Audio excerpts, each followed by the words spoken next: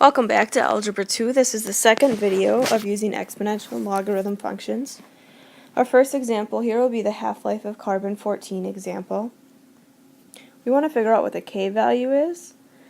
So of course we're going to have to use the function that has the k value in, which is y equals a e to the negative kt. We're going to fill in what we know and then figure out what the half-life of carbon should be. Well, the half-life means that the ending amount must be a half. The starting amount would be 1. E to the negative k times the time here is 5,760. So we divide both sides by 1, which won't change it, so we just have 1 half equals e to the negative 5,760k. To solve this, I could take the natural log of both sides. So I have the natural log of 1 half is equal to the natural log of e to the negative 5,760k. Using our property of logarithms, we know that exponents can be multiplied out in front. So this then gives us the natural log of 1 half equals negative 5,760k. The natural log of e is just 1.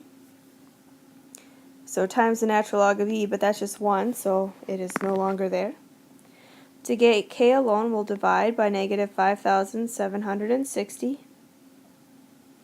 So when we take the natural log of 1 half and divide it by negative 5,760, we get a k value that's 0.00012.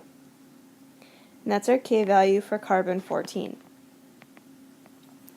So what we're going to do is we're going to use that value that we just found for carbon-14, and we're going to try to figure out how long ago this woolly mammoth died.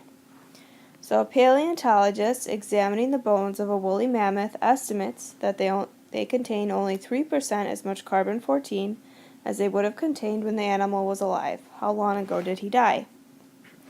Well, if it contains only 3% now, that means that the ending amount would be 3%. So 0.03 equals, your starting amount would be 1, or 100%. E to the negative k, so negative 0.00012 t.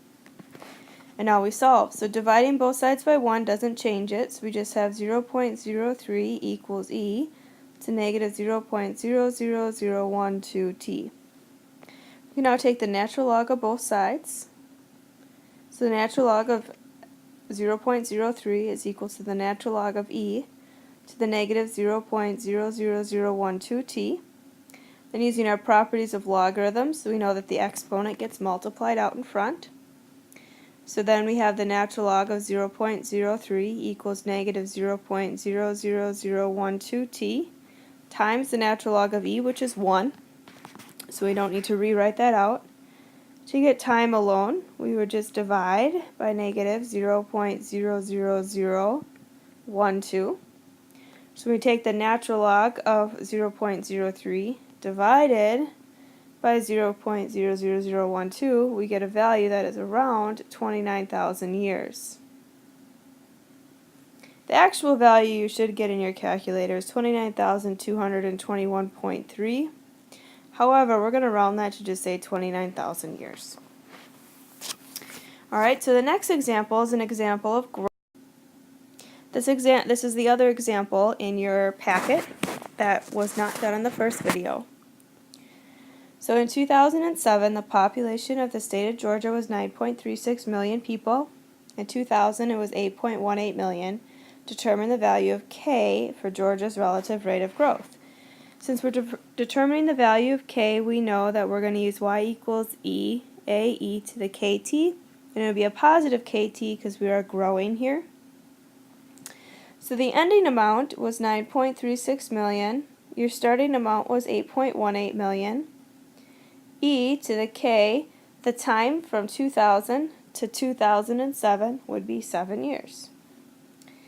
So we're going to divide both sides by 8.18 so that we can get the e alone. So this gives us 1.4425 is equal to e to the 7k. Now we could take the natural log of both sides. And we know using our properties of natural logs that exponent will come out in front. So we will have the natural log of 1.4425 is equal to 7k times the natural log of e, which is just 1. So now to get that alone, we'll divide both sides by 7. So when we take the natural log of 1.4425 and divide it by 7, we get a value for k of 0.01925. So that would be our k value for this Georgia's relative rate of growth. Part 2 of this now, when will Georgia's population reach 12 million people? So that would be our ending amount. We want to be 12 million. The beginning amount is still the 8.18. E, and now we know the k value, so 0.01925 times t, and we're going to look for t. So once again, we want to get that e alone, so we'll divide both sides by 8.18. That gives us 1.46699 is equal to e to the 0.01925t. Now we could certainly take the natural log of both sides. So the natural log of 1.46699 is equal to the natural log of e to the 0.01925t. Using our properties of logarithms, that exponent gets multiplied out in front.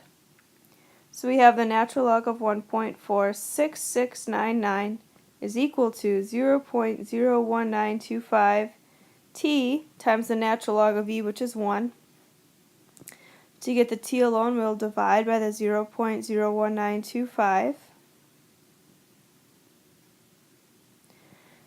So when we take the natural log of 1.46699 and divide it by the 0.01925, we end up getting a value here of 19.907 years.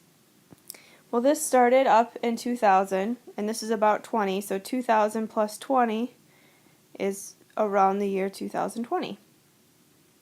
So in what year will it reach 12 million people? It should reach there in 2020. So those are our two additional examples on exponential growth and exponential decay.